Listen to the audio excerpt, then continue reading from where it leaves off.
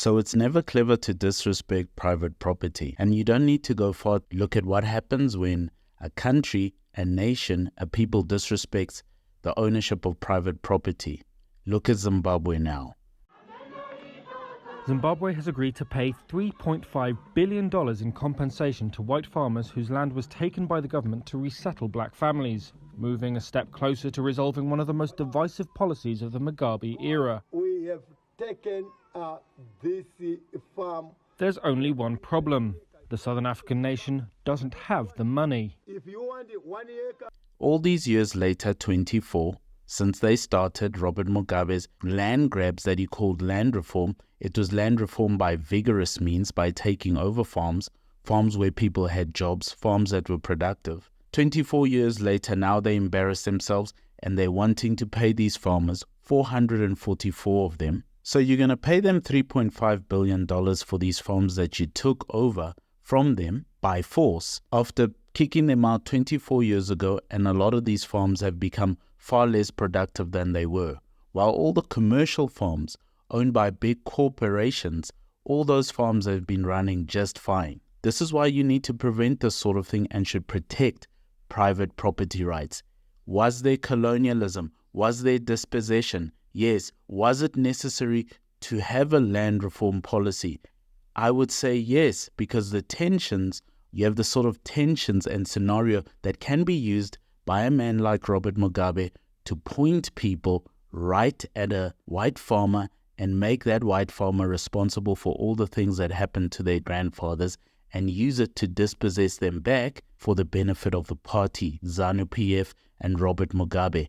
And this is something we should definitely not allow in South Africa.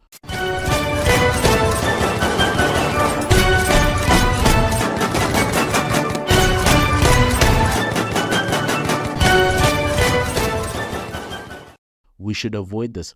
All land reform policy and all land reform actions should actually be very tight and very formal.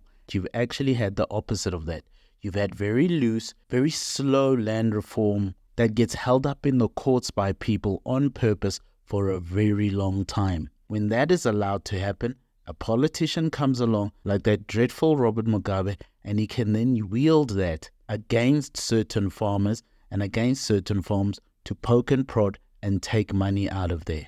You think the commercial farms weren't a product of dispossession as well? Of course they were, but they probably paid Robert Mugabe and ZANU-PF off and are still making those payments, or they had some leverage that they could use against the government of Zimbabwe at the time. These people who are now occupying the farms that dispossessed the white Zimbabwean farmers don't have title deeds either. The bottom line we have in this country, no one has got security of tenure. And secondly, no one can trade that. So if you go bust, who do you give your title deeds to? And what are your title deeds worth? So fast-track land reform took away probably about $3 billion worth of collateral, which farmers could borrow. The new farmer can't borrow against his land and the development. So that's a major issue. That's a major hindrance issue to him.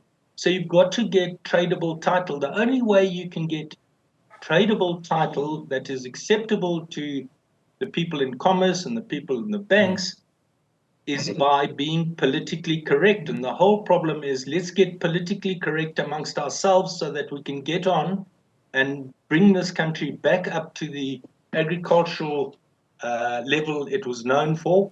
They can't really sell the land. They tried, but who's going to buy land that's not protected? And here's the thing. If the land is not protected in that country, how can you invest there? How can you put your own money in there?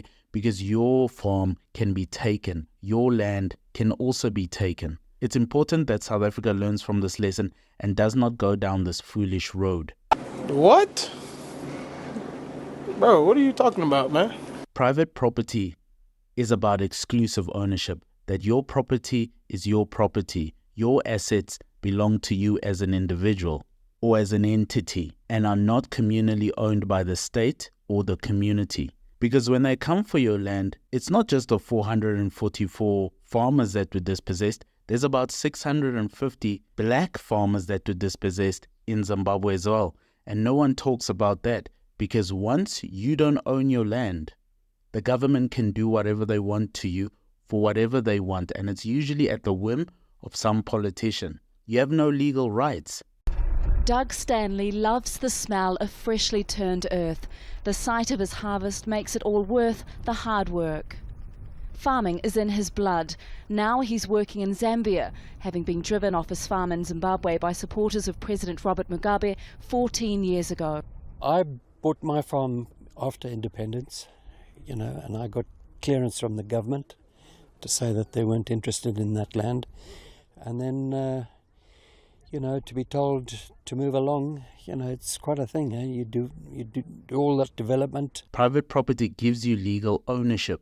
It allows you to use and sell or to rent or to transfer the property as you see fit. You cannot be just dispossessed of it at the point of a gun or under duress or threat from the government and its pawns.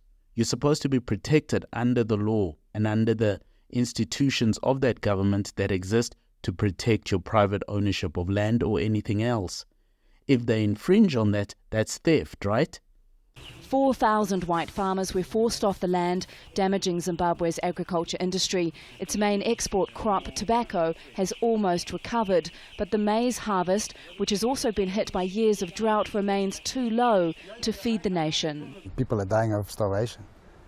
There's no food.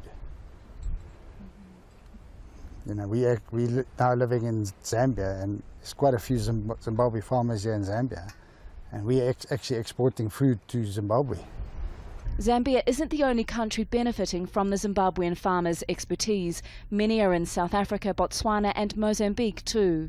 Well, I know that some ministers on the farm, but we actually drove through Zimbabwe 5 years ago and drove onto the farm, and there was absolutely nothing happening on the farm. That's why you see people occupying land as they see fit, setting up their shacks and mkukus wherever they want because Julius Malema said they could. He says they can set up land there, so people do.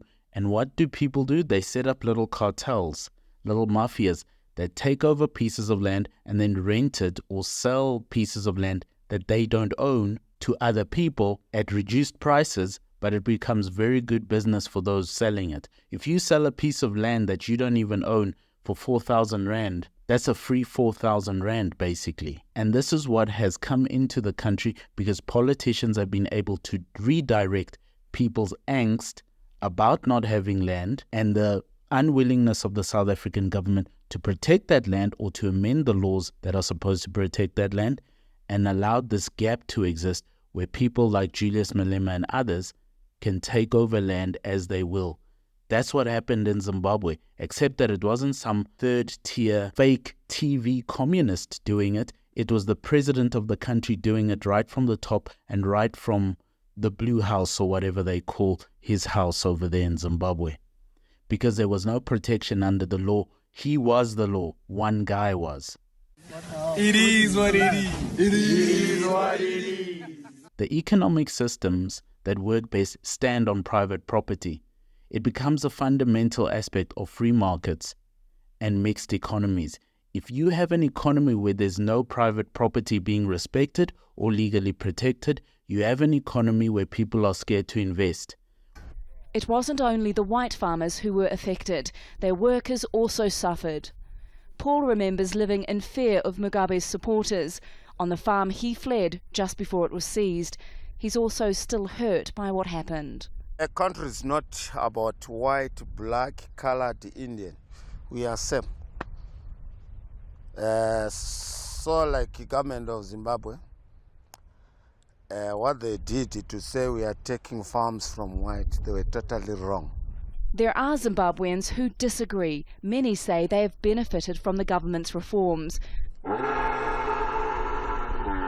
But they were devastating for those forced off the land they had invested time, money and so much more in. Why do little bumpkins like JJ Tabani, I know everyone loves him, I 50% like him and 50% don't. I sort of like him sometimes and sort of don't most of the time. JJ Tabani says some weird and irresponsible things.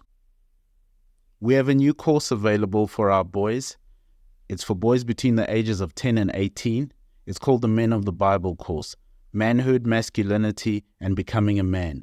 We take the boys through 12 stories of men from the Bible, pulling out negative lessons, positive lessons, and then one major lesson. We round off each lesson with notable points on doctrine and theology. We need our young men to become men. One of the things he likes to hop on is that South African corporates, South African big business, should be investing in South Africa. Okay, thanks, JJ. Everyone agrees with that. However, how are you going to put your money into a government that's trying to move in the direction of Zimbabwe, where if you build a factory, they can just take that factory. If you have a pension, they can just take that pension. If you have a piece of land, they can just take it. That's the direction the South African government has been hinting at moving at for at least 15 years now. And if the ANC is ever backed into a corner and they think having that policy will help them, do you think they'll use it? Of course they will. They haven't gotten to the point where they think people would be on their side. South Africans still respect private property, actually. They still see the incentive behind having private ownership of something. It encourages investment, maintenance, a sense of pride and self-sufficiency, and having efficient resources that you can deploy at will. People still value that sort of thing in South Africa, and they haven't been completely stupefied by Julius Malema and his friends or the ANC. The ANC itself has had to back off several times for 15 years on this, but what they have done, quite cynically, is run the land reform process very slowly and in a very corrupt way, where the money benefits mostly their friends and their associates, and they cheat the people who are trying to claim for the land. I'm here to tell you right now, we don't care. Let me tell you We don't care. Private property is supposed to allow for diverse forms of ownership, whether that's land, buildings, personal possessions like guns, intellectual property like arts, and the financial assets that you might have invested in. If you can't own things, your name means nothing in the country. These 444 farmers have been dispossessed over 20 years ago, and they've been fighting this thing for 10 years. That shows that your citizenship and your name in that country doesn't mean anything, because your title deed was treated as a piece of toilet paper, and Robert Mugabe wiped his buttocks with it, and everyone who's on those farms now has no title deed, which means that the government essentially owns those places, and they're allowing those people to live there illegally. This is chaos. This is a country without laws and without order. And this all stems from not respecting private property. That's why in South Africa we should avoid this at all cost. We should run away from it, because private property comes with limitations. Property rights are restricted by the laws and the regulations and social obligations. And if those things don't mean anything, then what is your property then? What can you own? What can belong to you? It's high-tech crime at the highest level by the government and its associates. If you don't have private property in your country, can I tell you something? You don't even own your own life. Because if the government chooses to take your life, who's going to stand up for you? Under what law? Against the government that does not respect anything that that person owns? They could lose everything in a heartbeat if they say the wrong thing. That's why I think all these people standing up and saying, we should be like China, we should be like this, we should be like that. Robert Mugabe was clever, was a good man. He stood up against white monopoly capital and the whites. Those people are idiots. Zimbabwean government says it will start paying compensation to farmers who lost land under former President Robert Mugabe's administration. The funds will be paid in installments, with the first one to go out before the end of October. The government says this is part of a broader effort to revive the country's agricultural sector. People in Zimbabwe have been starving. They have been starving for 2 decades now. They've been going through droughts. They've been going through economic downturn. They've been going through sanctions. They've been going through being immigrants all over the world. And it all started with Robert Mugabe, one delusional, deranged lunatic, not respecting private property rights and not doing what presidents should be doing, good presidents anyway, and following the law, instituting policy, creating regulations, and then rolling out that law to the ends that it was created to achieve, which is land reform. That would have been understandable, logical, and something he would have gotten credit for. But instead, he reacted emotionally, took down Zimbabwe and people's lives with him. But now, after 20 years of starving people, for what reason? They're going to pay $3.5 billion to the farmers. Come on now, dog. Come on, man. After all of that, starving all these people, going through sanctions, their currency dropping. People have been fleeing that place, trying to find work all over the world. 20 years of this stuff, and now you're going to pay that money. Should you not have just paid the money in the beginning then if it was going to be all this trouble? If you had no other way to do it that was reasonable, pay the money. And you might say, well, it was dispossessed, it was stolen, it was all of this. I'm not disputing that. What I'm saying is, what is the best thing to do today for the economy, for the people, and for the longevity of the country? Preserve private property rights. And that's the thing we should always remember in South Africa and not stray away from. There should be a differentiation between things owned by the state and things owned by common property that are shared by groups and things owned by individuals. That's a proper country. And those sort of divisions should be respected. What's your understanding as the Chamber of Commerce, what this new program means and also the compensation for these farmers? Thank you, Adrian, and good morning to your viewers too. Yeah, what's more significant is to have an appreciation of the background to which the compensation is taking place. The concept of private property has not always been respected over time, and it evolved over time and has to be protected in every culture and in different economic systems. And we should protect it at all costs and not become like Zimbabwe, because after starving your people for 24 years, now you're going to have to pay anyway. I'm wondering if this agreement is able to be pulled off. It could be a huge turning point, not only in terms of the current president sort of disassociating himself with Robert Mugabe's policies, but sort of heal some very, very deep wounds in the country. Well, you know, I mean, it may also exacerbate tensions in the country amongst those who felt that there should be no compensation for these farmers. In conclusion, a country that does not respect private property rights is doomed to fail. A saying, life can only be understood backwards, but it must be lived forwards. Soren Kierkegaard. I recommend South Africa takes a lesson where we don't have to look backwards at a decrepit, starving population and say to ourselves, what is the best thing to do today? What is the principle that actually works? Private property, protect it, love it, institute it, and keep it in place so that government can have its rightful place and not overpower the market and the people, and big business can invest, and the individual's property rights across the board can be respected. The case is closed, my friend. If we go the way of Zimbabwe, we will not be revolutionaries. We will be idiots who in the end will have to pay anyway. Grow up.